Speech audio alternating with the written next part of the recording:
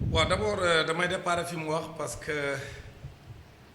am na yenn sénégalais yu koy wax donc mu laaj ko am na solo parce que sénégalais yu bëri dañu ragal ni boo demee bëgg a tout de suite moom sa bopp man nga am ay jafe-jafe ndaxte moom sa bopp dañ koy waajal loolu la yenn sénégalais yi gëm mais ñun yàlla may nañu lépp lu ñu soxla pour moom suñu bopp gis nga fi doon nii ci moom sa bopp boobu ngeen xoolee ni France tiiti ak pexe yi muy jéem dans la sous-région pour sous-région bañ a rëcc France moo lay war ne France xam na ni suñu tàqale kook moom ak alliés yi mu àndal ñuy noot suñu sous-région di tibb alalu réew yi nekk ci sous-région bi ou réew yi nekk ci continent bi de manière générale ñoom seen réew ñoo gën a nar a nekk ci jafe-jafe ñun France soxlawuñ ko moom moo ñu soxla kon moom suñu bopp comme moom suñu bopp mooy taqale ko ak France pas dootuñu am relation France parce que ñun li ñu gëm mooy comme ni nga ko waxee le monde est un village planétaire mais village planétaire ça ne veut pas dire que da ngay dem dissoudre sa bopp ci biir village bi xam nga la mooy village planétaire mooy ku ci nekk c'est un rendez-vous du donner et du recevoir fekkente ne dafa am un rendez-vous du donner et du recevoir te yow amoo loo joxe yow doo jot parce que boo joxewul doo jot kon da ngay nekk yow d'abord da ngay nekk il faut une identité d'abord da ngay nekk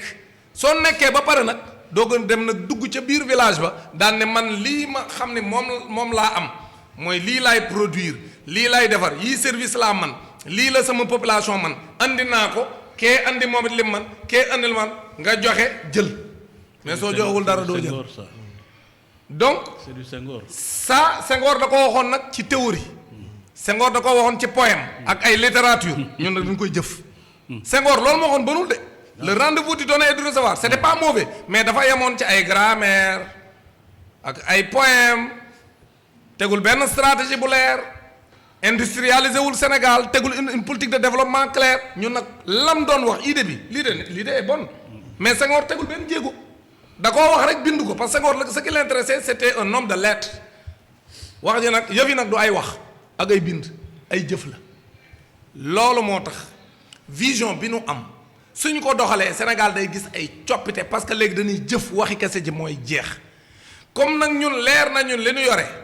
buñ demalee sunu bopp soxlawuñ jéggaane dara lépp lu ñu soxla ñun Sénégal bu ñu sukkandikoo ci li nu man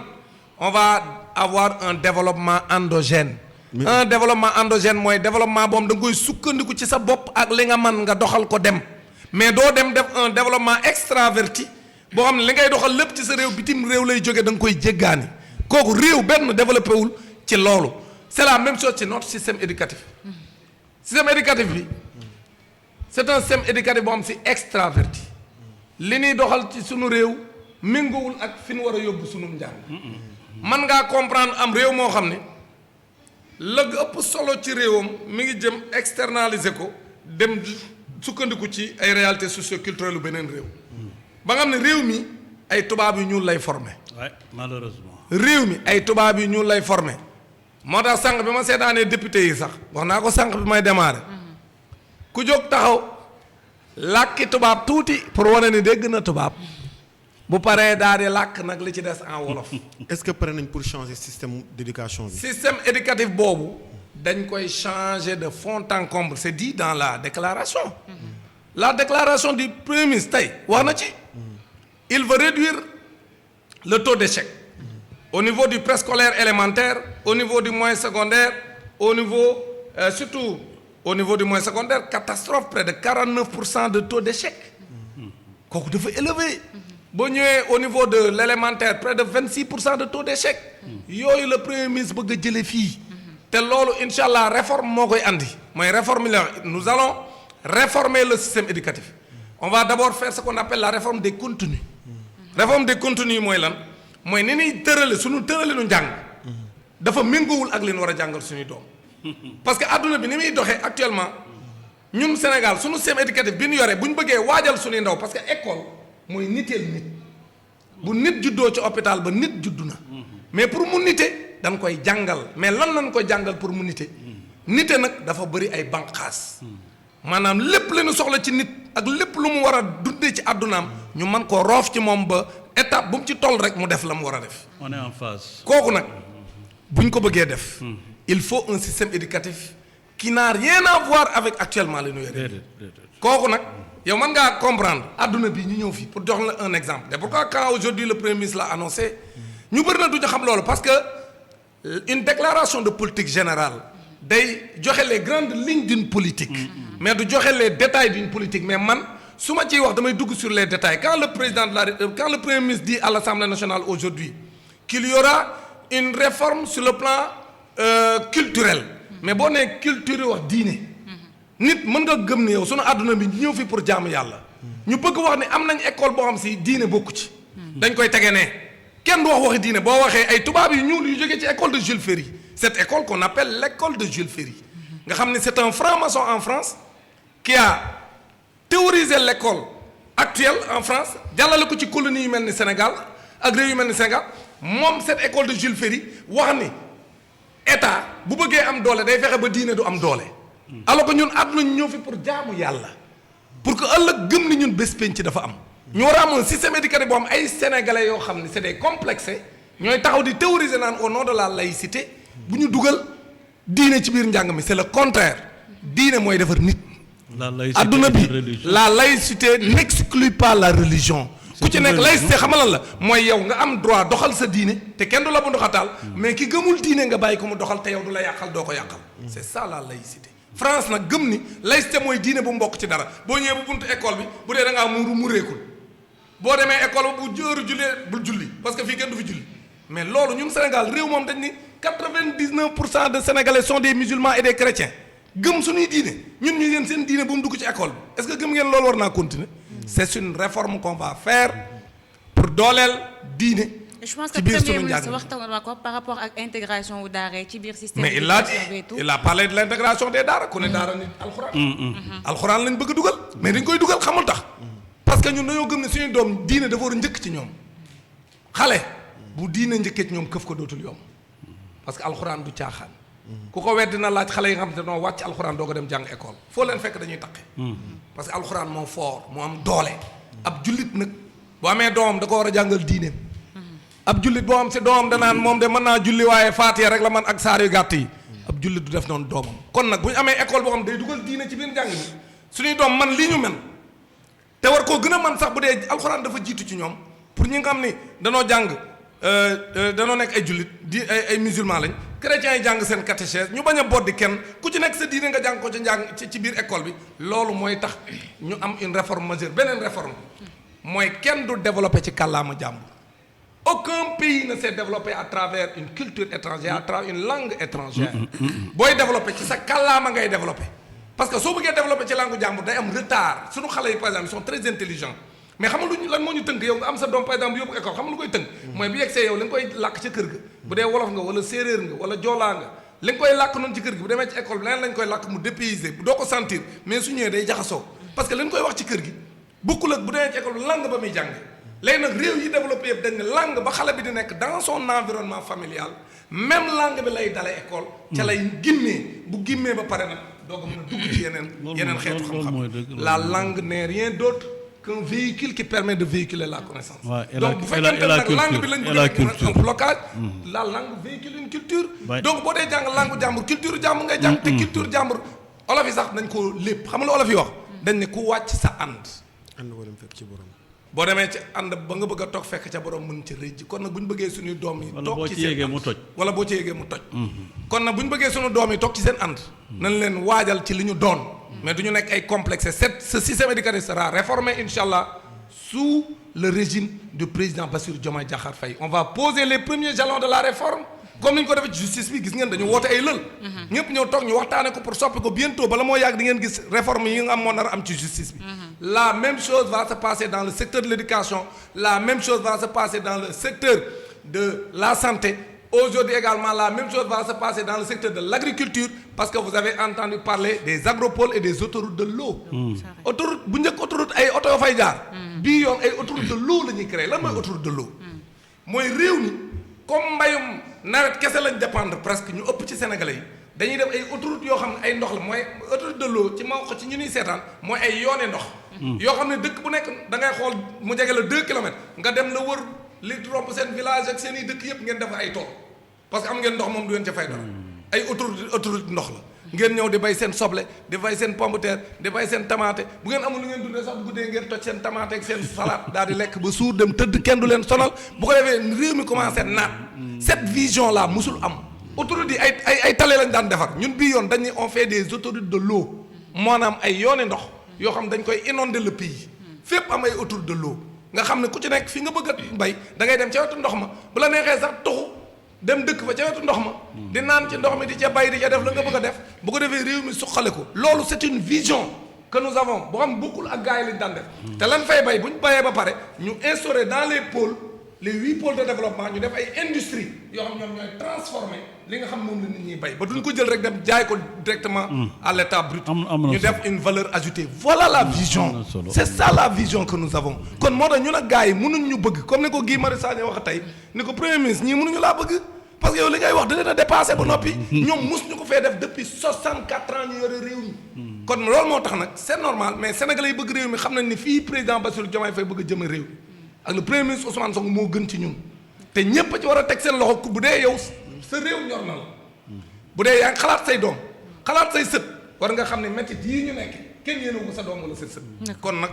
man je pense que sur ce plan là bu nit ñi am ay craintes nous avons la certitude que ce projet sera une réussite. Très bien ñu bàyyi la nga souffler tout balaa ñuy jeexal alors Papa sànq dégg nga li nga xamante ne déjà jot na ko annoncé par rapport ak point yu ñu fi soulevé mais en tant que jàngalekat plutôt koo xam ne nekkoon nga ci wàllum enseignement et tout tey suñu système éducatif ñu ngi xaarandi ay réformes yu am solo pour vraiment mu mën a nekk ci anam yu mucc ayib tey gis nañ le premier ministre lim ci jot a annoncé à tout alors yow ban jàngat nga ciy def par rapport ak liñ ci annoncé ci réalisation bi ak li nga xamante ni jàpp nga ne lu war a mën a nekk la.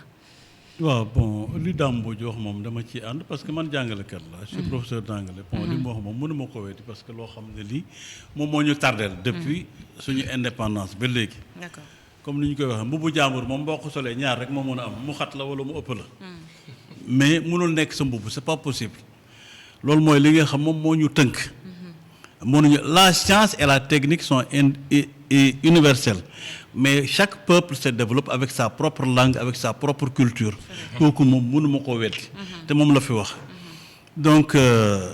awma dara lu may commenter ci loolu parce que fi mu ne nii dégg naa sax ñuy naan bon par exemple dans la déclaration de politique générale ñu ne on va faire en sorte qu'il n'y ait plus d'abri provisoire d'ici 2026 waaw donc mu nekk ay problèmes yoo xam ne dafa bari ci njàngale mi bi nga xam ne bon peut-être su ma ci duggee xëy na dina bare mais du waroog li nga xam moom la Dame Mbodj wax bon léegi autoroute de l'eau boobu ngay wax c'est une idée vraiment géniale hein géniale parce que ça me rappelle bon am na benn année bon on était en mission à Khartoum au Soudan léegi fekk jour boobu lañ doon def finale Coupe d'Afrique des Nations Égypte ak Cameroun hôtel bi ma daloon muy Hilton Khartoum ñu nekkoon fa ak ay saoudien ak yeneen kii ak yooyu quoi ñuy kii ak yooyu ñuy supporter di wax ba ci ak benn saoudien dama yow tu es sénégalais ma ne ko waaw ma ne ma toi tu n'as rien à dire tout le monde doit parler sauf toi ma ne ko pourquoi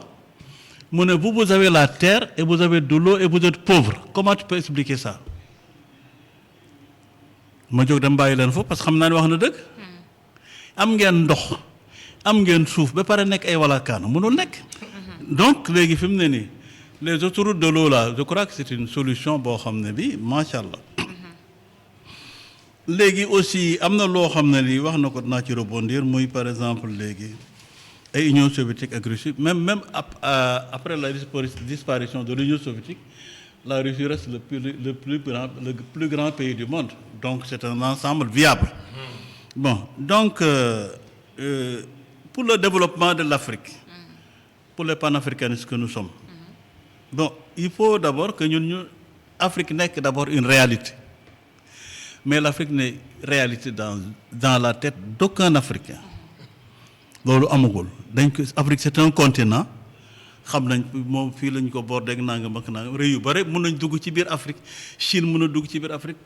États-Unis mën a dugg ci biir Afrique Europe mën a dugg ci biir Afrique yooyu yëpp mais ça nous on n'est pas conscient de notre force li ñu am xamuñu ko ma wax leen benn injustice boo xam ne bi moom moo am le quart du budget de l'Organisation des Nations Unies est composé par les cotisations des pays africains. yaa ngi dégg. Le quart du budget de fonctionnement de l'ONU est constitué par les cotisations des pays africains. Et le Conseil de sécurité est composé par 5 membres permanents. Les 5 membres permanents, parmi ces 5 membres permanents, il y a pas l'Afrique qui contribue pour le quart. Gis ngeen injustice boobu. Hein? Donc loolu dafa am nekk ay problèmes yoo xam ne war nañ ko kiiwaat war nañ ci waxaat. Bon léegi ça c'est une injustice par rapport au kii léegi bon léegi un peu je l'ai un peu égratigné par rapport à Senghor. Senghor dafa ne woon pour développer le pays il faut un nouveau type de Sénégalais qui pour prendre en charge cette indépendance parce que l'indépendance est une lutte perpétuelle. Abdoulaye Wade daal di ne bon par exemple des Sénégalais techniquement compétents et politiquement conscients. Je crois que ñu ngi aw ci yoon boobu. waaw mais ñoom comme ni ma la waxee dañ ko wax. waaw mais yéen a ci bay mais xëy na loolu aussi seen histoire ngeen jàng moo tax ngeen mën a def li ngeen di def. ñoom jëfuñu ko. waaw d'accord mais c'est des vœux pieux. waaw d'accord c'est des idées ñoom fa ñu toll woon man yow fi mu ne nii fi nga toll da ngay jox relais bi sa doom mu continuer jeex na ñoom itam. mais ils avaient vu juste. oui ils avaient vu juste mais matérialisé wuñ ko. waaw d'accord mais mënuñ ko xëy na li tax matérialisé wuñ ko buñ ci doon wax tey jii duñ ci génn man mën naa ci wax mën nga ci wax mais yéen chance bi ngeen am ñoom amuñu ko woon mënuñu woon a def loolu. je te donne l'exemple de Sylvanus Olympio. oui Sylvanus. waaw est-ce que bu ñu defoon loolu dinañ génn foofu. D'accord. loolu la quoi dafa nekk loo xam ne lii bon peut-être ñoom dañu tombé ci loolu mu nekk seen chance ñu nekk ay Sénégalais yu bëgg seen réew. ah il est vrai qu'ils sont pas les seuls patriotes mais bëgg nañu seen réew. parce que c'est des patriotes politiques mais il y a des patriotes yoo xam ne te Sénégalais boo xaree seen xol Sénégal nga ciy fekk. donc léegi fi mu ne nii am na loo xam ne lii am na ci bi ñuy commencé di wax ba léegi moo jàngalekat nanguwul loolu mooy maanaam ñuy wax ci loo xam ne lii matérialisé woo ko on parle de déclaration de politique générale du premier ministre mais ba léegi waxaguñ benn point ci loolu on ne parle pas encore des points qu'il a développés. pourtant ñu ngi ci wax pourtant si li ñuy wax yëpp ci wax. point yu non. quand on parle de la politique. waaw yow xam nga agricole, dañuy cof. on parle de non cofuñu ko pourtant ñu ngi joxe vraiment. maa ngi ñëw axe yi nga xam ne maa ngi ñëw parce que dafa am na loo xam ne lii bon. li mu wax moo bëri quoi. waaw mais comme tu as dit mënoo ko wax ci benn comme une émission. heure et quelques là il faut juste prendre les grandes lignes ñi nga man xamante en ne tant moo soulever la que polémique pour wax ci ak moom. man en tant que jàngalekat sama méthode am na lu ma ci relever yoo xam ne yi bon mën naa ko kii. Bon, par exemple, notre gouvernement travaillera à orienter notre administration vers une culture de résultats. Notre priorité, ce ne sera plus combien de milliards ont été dépensés, mais bien l'impact relatif de chaque franc dépensé. Effectivement. Loolu moom mooy lan xam nga lu mu tekki mooy ñoom xaalis bi ñu am. doon def nañu fii def nañu mais lii bi mu duggee fii lii la jëriñ am na benn bés may développé fii may benn théorie boo xam ne bii mooy maanaam le retour d'investissement. le retour sur investissement. waaw léegi fi mu ne nii am na ay institutions yu bare yoo xam ne ñu ngi fii ci réew mi elles n'ont pas leur raison d'être parce que dañuy ñàkkloo xaalis waaye duñ dugal dara ah loolu mooy retour d'investissement bon. Il a mis le doigt sur la plaie bon comme ni ma ko waxee moo tax ma ne lii wax nañ ko rafet na mais ñu ngi xaar waaw parce que yaakaar bi dafa rëy te wax ji aussi moom moo ëppagum kii. D'accord allez-y. ah waaw ba wala ma continuer. waaw allez-y yow la ñu wax yow yaay wax kay. ah waaw wala dafa am leneen loo ko bëggoon a wax. non. waaw. dafa bëggoon nga naan ndox tuuti rek. ma doole ko sama bouteille bi quoi. comme naan na ko sax. Nous voulons un pays où les ressources sont gérées pour tous et non pour une famille. loolu wax naa ci sànq. ah. mooy d'accorduñ vraiment alal ji. benn groupe rek di ko aakimu. waaw ma sànq wax naa ci sama biir wax. waaw mais loolu te loolu li mu bëgg mooy li ñëpp bokk. ñëpp jot. ñëpp jot si loolu c'est une vision qui est claire dans le projet bi ñuy campagne ñun loolu lañ wax sénégalais te loolu lañ def ci référentiel bi aussi li mu d'accord c'est bon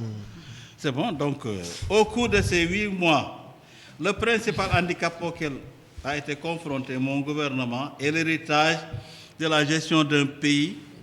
au milieu du gué. Pendant 64 ans ñu nekk ci caaxaan. Jamais dans l'histoire du Sénégal un pouvoir n'a été transmis dans cet état. Voilà nañ ñu joxe réew mi. waaw comme ni mu ko waxee. amul benn nguur bu ñu fa joxee réew mi nit ñu ko joxe maanaam yàqute yi fi mu toll ak li ñu nëbb ci dette bi xam nga loolu boo avancé ci discours bi. mi ngi wax sur la dette. ni ñu doon nëbbee dette bi nga xam ne ñun xamuñu woon ni yàqute yi àgg na foofu maanaam nit réew mi mosuñu koo jox ak nguur. gu fi wuutu ki fi nekkoon joxe ko mu bone ni mu bone nii léegi nag moo tax defaraat bi di gën a yàgg di gën a métti soo gisee temps yi sénégalais di naan réew mi dëgër na de mais c'est normal mu dëgër parce que réew mi fi ñu ko fekk mu yéeme mais DG loolu problème bi je suis d'accord mais loolu yëpp kii na problème mais bu amee da ngay ñëw boo ñëwee lu bees dugg ci kii jàngalekat nga man jàngalekat la bu ñu la joxee lu bees tu fais un état des lieux mais def nañ ko mi ngi ci biir fan ci mi ngi ci déclaration ci déclaration ah oui waaw yéen a ngi koy door a def non déclaration def nañ ko non déedéet ko def yow damay laaj rek dama lay wax li ñu def quand on a pris le pouvoir dañu toog au moins 3 mois ñetti weer yoo xam ñëpp daan waa gars yi ñoom du ñu wax ci liñ ne boobu ñu ngi càmbar ñu def une conférence de presse publique dirigée par le premier ministre Ousmane Sonko yéen a koy fàttali te am ñu naan Cheikh Diba lu tax nekk foon tam àndoon ak le président Bassirou Diomaye Faye dem États-Unis Ousmane Sonko toog ak tout ak beaucoup de ministres au moins quelques 4 ministres le ministre de l'économie toog ci wetam mu toog également avec ministre de l'enseignement supérieur le ministre de l'enseignement supérieur de la justice ñoom ñëpp ñu toog ku ci nekk ñu wax fan la réew mi toll l'état des lieux ca la waxee bor bi nga xam ni état Sénégal da ko doon nëbb am ñu taxaw sax ne mais ab bor nu ko état di nëbbee man leen mën naa nekk ca laa leen joxe exemple borom kër buy leb yi jabar ji xam ak yim xamul nga am sa borom kër mu nekk par exemple ab fonctionnaire leb ci banque bi loo xam yëg nga ko parce que daa leb xaalis ñëw andil la ko ne la damaa bëgg ñu dem jëndi kër nga ne ko loolu baax na mu leb 10 millions ngeen dem taxale ba am seenu kër même bu yëgul ngeen dem dëkk ca léegi nag nga toog ci àgg gis ni mën nga ne ko ñaata ngay fay par weer sa jëkkër ne la par exemple weeru ne ñu ngi may dagg 130 000 wala 140 000 nga ne ko loolu tey dana metti ci kër gi waaye nañ muñ rek salaire bi moom buñ ci daggee loolu dina metti mais jabar ji gis ni buñ dawalee quelque temps léegi 50 000 sax mënut a dugg ci kër gi mais mu ne sama jëkkër yi yamul ci bii bor mu dem laajte ñu ne ko sa jëkkër jaar na ci naar bi leb na fa bokkul ak lim leb noonu leb na fii leb yu bari yooyu mu doon nëbb soxna si loolu la ñu nguuru Macky Sall def dafa leb yu nu xam ba noppi leb yoo xam da koo nëbb waaw loolu yëpp càmbar bi loolu lépp nag ci càmbar bi d'accord na def nañ ko le premier ministre wane na ko ba am ñu naan sax la note du Sénégal a été dégradée mais loolu moo ñu gënoon ñuy nëbb dëgg gi parce que sénégalais dañoo war a xam dëgg mooy l'état des lieux bi muy wax léegi nag l'état des lieux boobu ñu defoon defaat na ko ci déclaration de politique générale wax na réew mi fi mu toll ak fan lañ ko jëmale d'accord je vous le concède nous retirerons le Sénégal de toute convention avec les paradis fiscaux mooy li ma wax sànq